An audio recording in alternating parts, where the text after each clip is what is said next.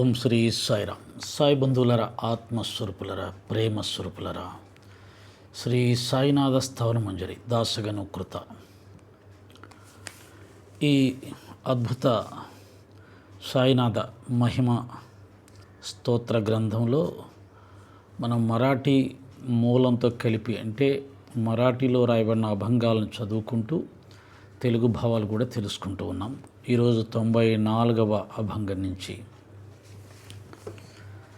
జాంచేం వర్ణన వేదాంసి నా హోయ ఐసా బ్రహ్మాసి సగుణ కరవూణ భూమిసి లాజవిలే సంతాం నీంచు. వేదములు వర్ణించిన అవ్యక్తమైన బ్రహ్మత్వమును ఊహించి ఉపాసించుట సామాన్యులకు సాధ్యం కాదు.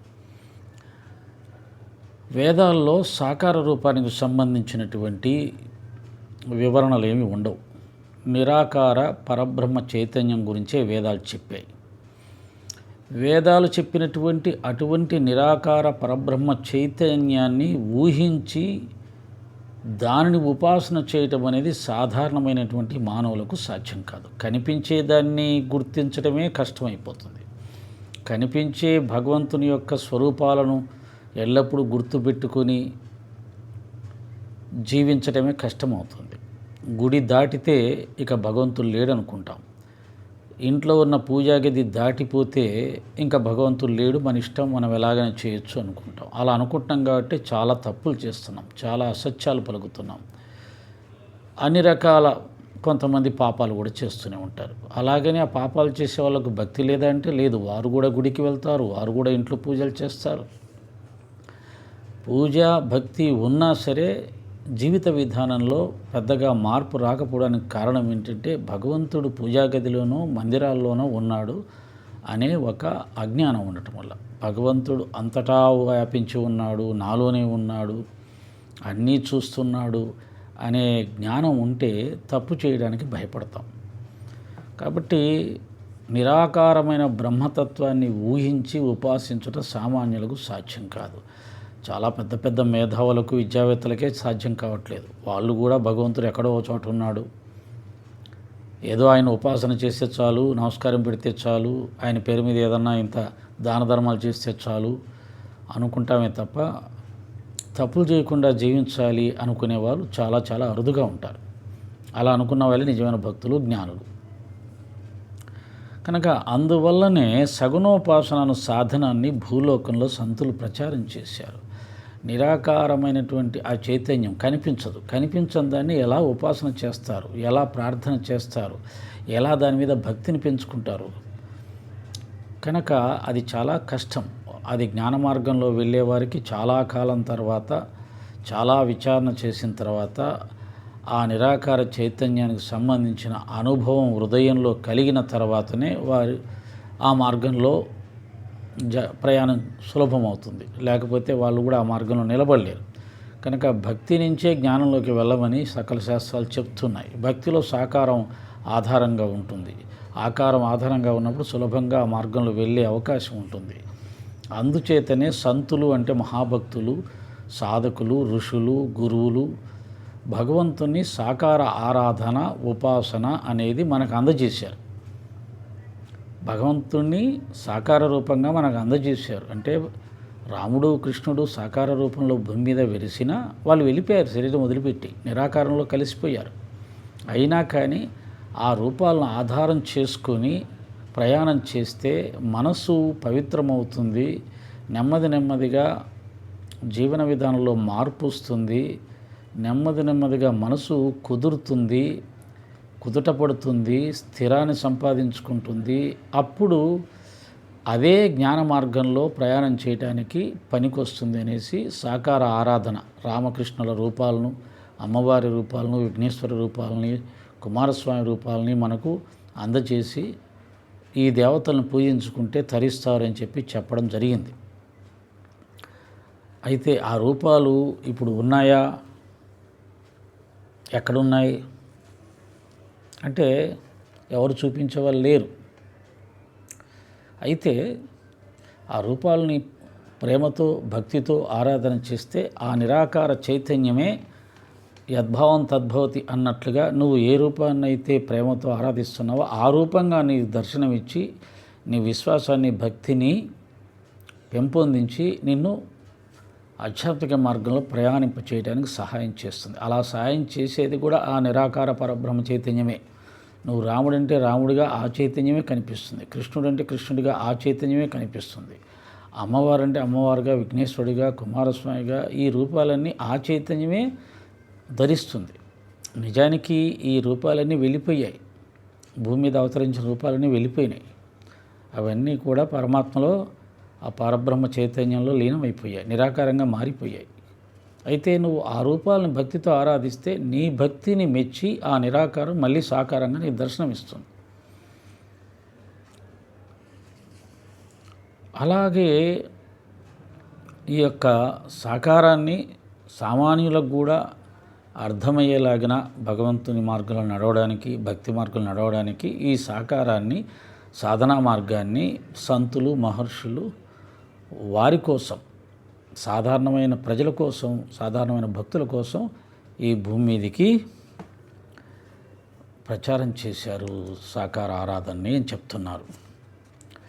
రుక్మిణీపతి దామాజీనేం మనవిలా మహార్ వైకుంఠపతి రుక్మిణీవర్ చోకోబానేం ఉచలన్యాఢోర్ రాబవిలేథ్యా జగదాత్మయ. రుక్మిణీపతి శ్రీకృష్ణుని దామాజీ అంటరాని వానిగా మారిస్తే ఆ శ్రీకృష్ణుని చోకోబా తోలు మోయడానికి ఉపయోగించుకున్నాడు.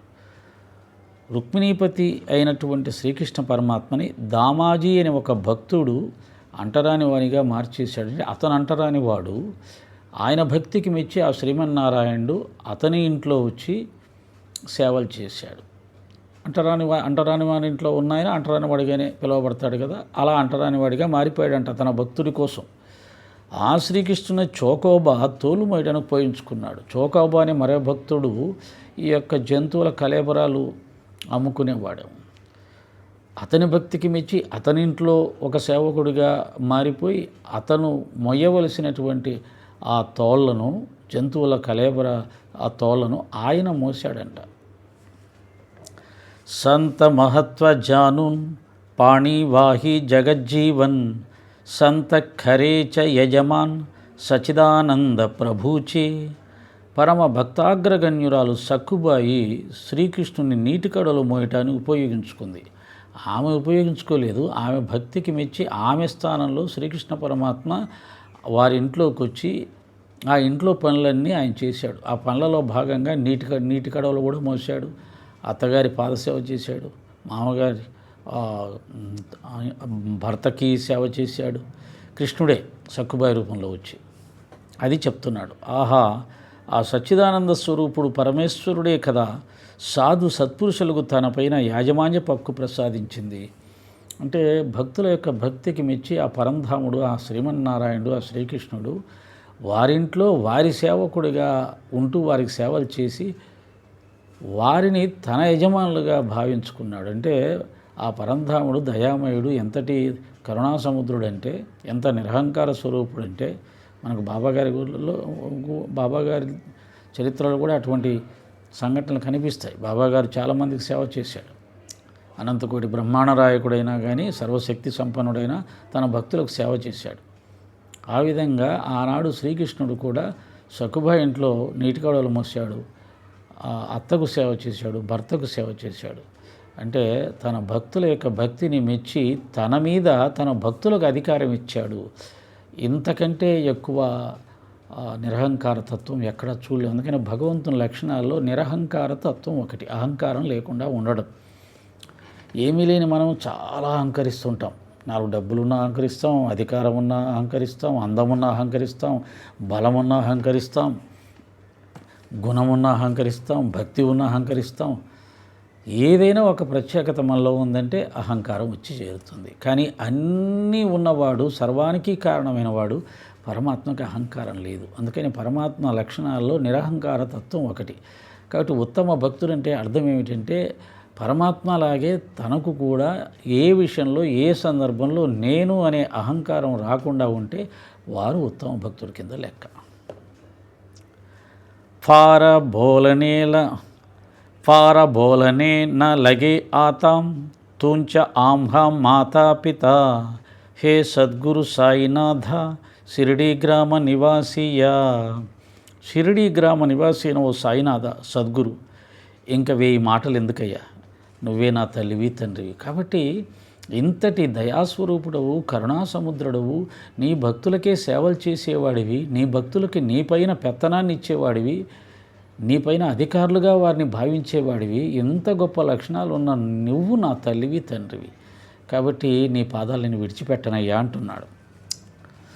బాబా తుమచ్చ లీలేచ కోణాన లగే ఫాడ్ సాచ తే ధేమ్ మాఝే ఆర్షవాచ టికేల్ సాంగా కోఠూన్. బాబా, నీ లీలలు తెలిసిన వారెవరూ ఇక్కడ లేరు. పామరునైన నేను ఏ విధంగా నీ లీలను వర్ణించగలను? అటువంటి నిరహంకారతత్వము, నిరభిమానము, సేవాతత్పరత ఉన్న నీ యొక్క గొప్పతనాన్ని, నీ లీలలను ఎవరు అర్థం చేసుకుంటారు? నీ లీలను అర్థం చేసుకునే వాళ్ళు ఇక్కడ ఎవరు లేరు. అటువంటి నేను నీ లీలలను ఎలా వర్ణించగలను అంటున్నాడు. కాబట్టి ఇంత గొప్ప పాండిత్యం ఉన్న దాసగిరి మహారాజు గారే నేనేం మాట్లాడగలనయ్యా నీ గురించి అంటున్నాడు. మరి బాబా గురించి 4 వాక్యాలు తెలిసినంత మాత్రాన బాబా గురించి నాకు తెలిసినట్టుగా ఇంకెవరికి తెలియదు అనుకున్నామంటే అంతకు మించిన అజ్ఞానం, అహంకారం ఉండదు కదా. అలా ఎప్పుడు అనుకోకూడదు. జడ జీవాంచ ఉద్ధరార్ధ్ ఆపన ఆలాం షిర్డీత్ పాణి ఓతున్ పణత్యాంత్ దివే తుమ్హి జాళిలే. బాబా, తామస బుద్ధి గల మనుషులను ఉద్ధరింపనించి నీవు షిరిడికి చేరావు.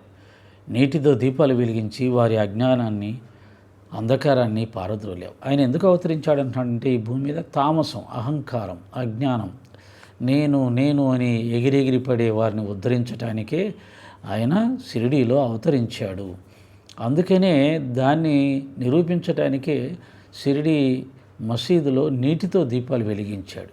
అంటే నీటితో దీపాలు ఎవరు వెలిగించలేరు. అలాగే అజ్ఞానులను, మూర్ఖులను ఎవరూ మార్చలేరు. కానీ నేను మార్చగలను. నీటితో దీపాలు వెలిగించిన నేను ఏమైనా చేయగలను అని నిరూపించడానికి ఆయన నీటితో దీపాలు వెలిగించాడు. అదే సమయంలో ఎందుకు పనికిరాని మూర్ఖులను, అజ్ఞానులను, అహంకారులను మార్చడానికే నేను వచ్చాను అని ఆ దీపాలు వెలిగించే సందర్భంగా మనకు తెలియజేశాడు అంటున్నాడు. సవాహాత్ లాకఢాచి ఫళి మంచక్ కరుణసాచి ఆపుల్య యోగ సమర్థ్యాచి శక్తి దావిలి భక్తజనాం. శ్రీ సాయిష అర్ధమూర వెడల్పు చాలా ఎత్తులో వేలాడదీపిన చెక్కబల్ల మీద పరుండి నీ అపూర్వ యోగశక్తి నిరూపిస్తూ భక్తులందరినీ ఆశ్చర్యంలో ముంచెత్తావు. బాబాగారు డేంగలే ఇచ్చినటువంటి ఒక చిన్న అర్ధమూల వెడల్పు అంటే ఇంత వెడల్పున్న చెక్కబల్లను పైన మసీదు చూరుకు వేలాడగట్టి 8 అడుగుల ఎత్తులో దాని మీద పడుకునేవాడు. అసలు ఆ పైకి ఎలా ఎక్కాడు? నిచ్చెనలు ఏం వేసుకొని ఎక్కలేదు ఆయన. నిచ్చెనలు వేసుకొని కూడా ఎక్కలేరు చెక్క మీదకి. చెక్కకు వేయాలంటే నిచ్చెన దేనికి వేస్తావు? చెక్కన ఎక్కడైనా ఒక ఆధారం ఉండాలి నిచ్చెన నిలబడాలంటే. మధ్యలో కట్టిన దాన్ని మీకు ఏం ఆధారం వేస్తావు? ఆ చెక్కకు ఆధారం ఇస్తే చెక్క మళ్ళీ పైకి ఎక్కడికి వెళ్ళిపోద్ది. కాబట్టి ఆయన నిచ్చెన వేసుకోలేదు. వేసుకోకుండానే పైకి ఎక్కేవాడు. ఎలా ఎక్కేవాడు, ఎలా దిగేవాడు ఎవరికీ తెలియదు. ఆ వింత చూడడానికి చాలామంది ప్రజలు చాలాసార్లు రహస్యంగా కూడా చూడాలని ట్రై చేశారు. ఎవరికి ఇది అంతు చిక్కలేదు. కానీ ప్రజలు మాత్రం విపరీతంగా ఆ ప్రయత్నం చేస్తూ ఉంటే, గుమిగూడి గోలగోల చేస్తుంటే బాబాగారు విసుకొచ్చి ఆ యొక్క చెక్క బల్లని విరగ్గొట్టి పడేశాడు.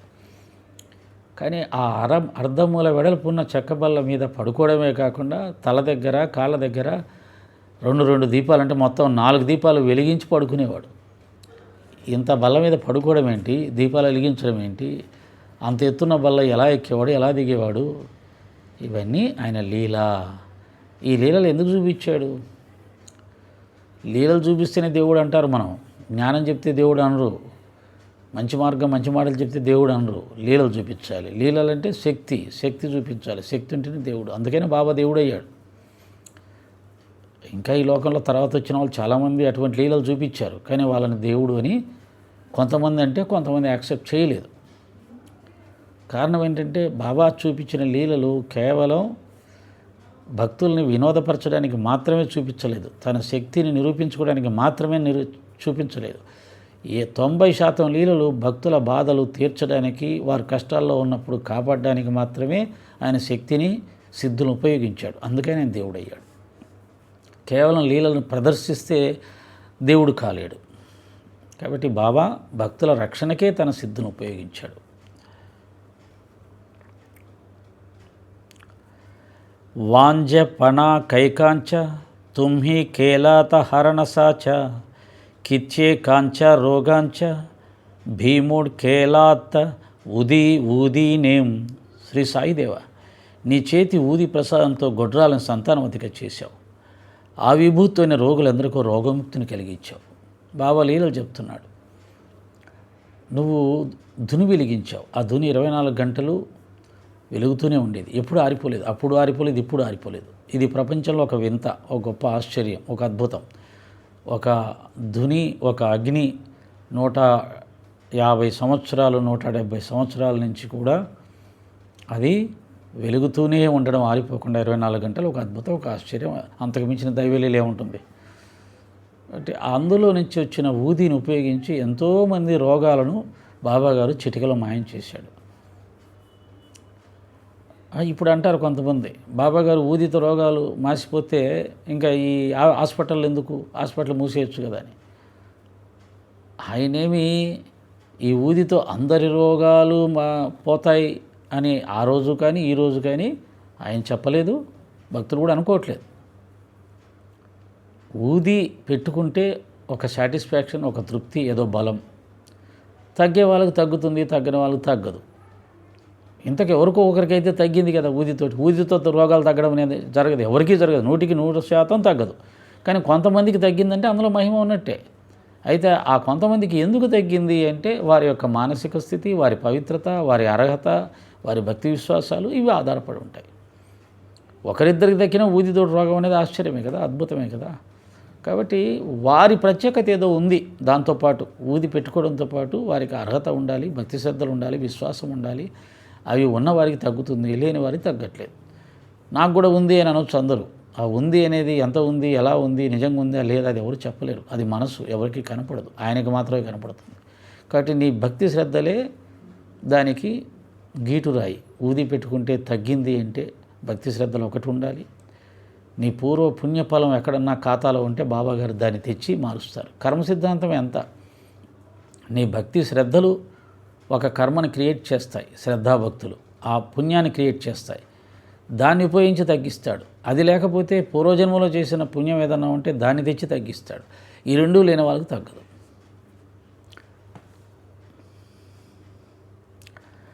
వారణ్య ఐహిక సంకటేం తుంహాంనా కాంహి అసఖ్యవాటే పిపిలికేచాం కోఠున్ మోఠేం ఓఝేం మానే గజపతి.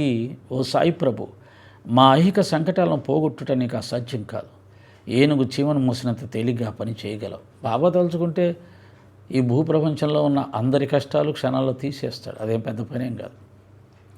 కాకపోతే తలుచుకోవడానికి కూడా ఒక పద్ధతి, ఒక సిస్టమ్, ఒక లెక్క ఉంటుంది. అందుకని ఆయన ఎలా పడితే అలాగా అందరికీ తగ్గించడు.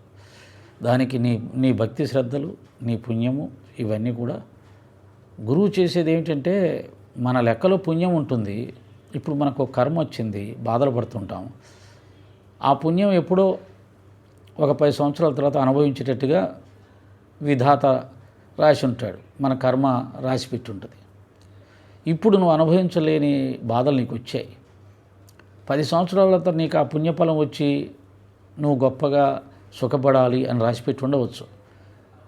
ఆ సుఖం లేకపోయినా పర్లేదు, కానీ ఇప్పుడు ఈ కష్టాన్ని నువ్వు తట్టుకోలేకపోయేటప్పుడు గురువు ఏం చేస్తాడంటే అక్కడ ఉన్న పుణ్యఫలాన్ని తెచ్చి ఇక్కడిచ్చి నీ కష్టాన్ని తొలగిస్తాడు.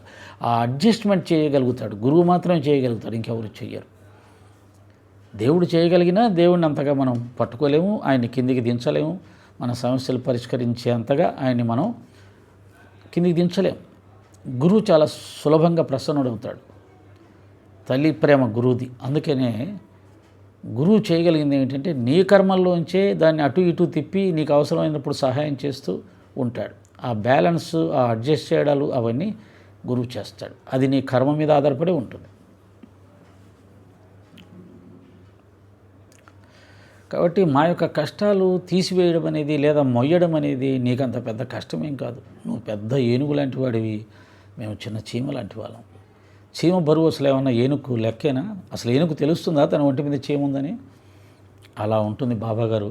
మన యొక్క కర్మలు తొలగించడం అంత సులభంగా చేయగలడు. చేయడానికి ఇందాక చెప్పినవన్నీ ఉండాలి.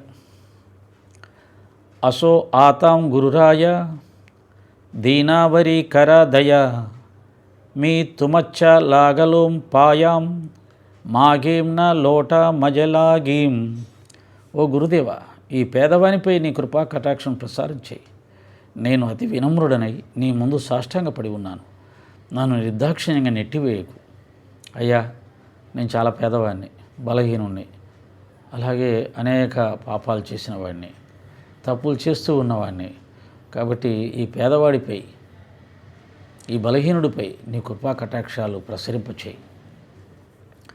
నీకు నేను సాష్టాంగపడి ప్రార్థన చేస్తున్నాను, వేడుకుంటున్నానయ్యా. ఇలా అడుక్కోవాలి గురువుగారిని, బిచ్చగాడిలాగా అడుక్కోవాలి, తగ్గి అడుక్కోవాలి. కొంతమంది అంటారు అన్నీ ఆయనకి తెలుసు కదా, ఆయనే చూస్తాడు. అది కరెక్ట్ కాదు. అన్నీ ఆయనే చూడాలంటే ఆ స్థాయి భక్తి ఉండాలి. ఆ స్థాయిలో అసలు అహంకారమే లేకుండా ఉండాలి. అన్నీ ఆయనే చూస్తాడు, ఆయన ఏమిటి అడిగేది అని అనుకుంటే అది కూడా ఒక రకమైన అహంకారమే. కాబట్టి అన్నీ ఆయనే చూస్తాడు అనే స్థాయి భక్తి మనకు ఉందా లేదా అనేది మనకు తెలియదు. కాబట్టి మనము ఆయన్ని అడుక్కోవడానికి ఏదో అడ్డం వస్తుంది. అన్నీ ఆయనే చూస్తాడంటే నీవన్నీ ఇంకా అన్ని పనులు ఆయనే చూసుకోవాలి. నువ్వు అడగకుండానే నువ్వు పెద్ద మహారాజువి, మహారాణివి, ఇంకా నువ్వు అడగకుండానే నీకు ఏమేం కావాలో అన్నీ ఆయనే చూసుకోవాలి. ఉత్తమ శిష్య లక్షణాలు అంటారు. గురువు గారి మనసులో ఏముందో గురువు చెప్పకముందే చేసేవారిని ఉత్తమ శిష్యులు అంటారు. అంటే గురువు గారు ఉత్తమ శిష్యుడా, మనం పెద్ద గురువులమా? మనం అడగకుండానే మన మనసులో ఉన్నాయని గ్రహించాలని నెరవేర్చడానికి మనం ఆయన దాసులం, మనం ఆయన భక్తులం, మనం సేవకులం. కాబట్టి అడుక్కోవడం కూడా నేర్చుకోవాలి. అవసరమైనప్పుడు నీకు నిజంగా కష్టం ఉందంటే అడుక్కోవడం నేర్చుకో. నీకు కష్టం లేదంటావో హ్యాపీ, ఓకే, ఆ కష్టంతో నాకేం సంబంధం లేదు, అది తీర్చినా పర్వాలేదు, తీర్చుకున్నా పర్వాలేదు అని అనుకుంటే అలా ఉండు. అంతేగాని తీర్చాలి బట్ నేను అడగను, ఆయనే తీరుస్తాడు, అలా మాత్రం ఉండదు.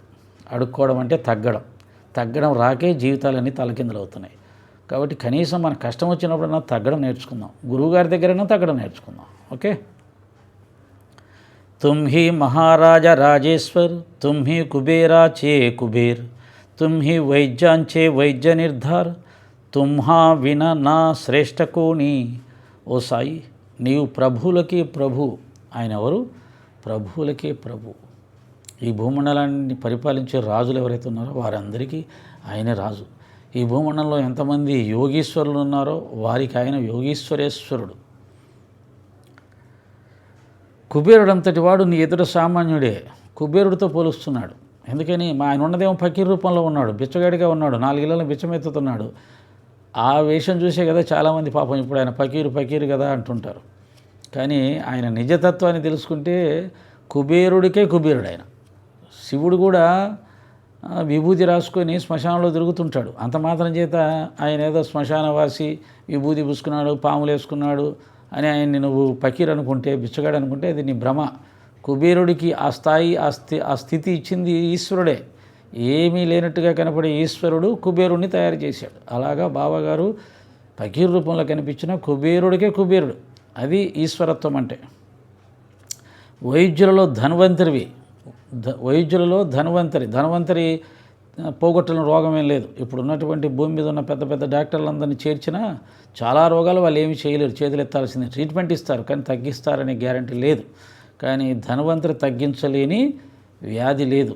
ఈ వైద్యానికి ఆద్యుడు ధన్వంతరి. ఆయనే వైద్యాన్ని కనిపెట్టింది. ఆయన నారాయణ స్వరూపుడు. నిన్ను ఎవరూ అధిగమించలేరు వైద్యంలో.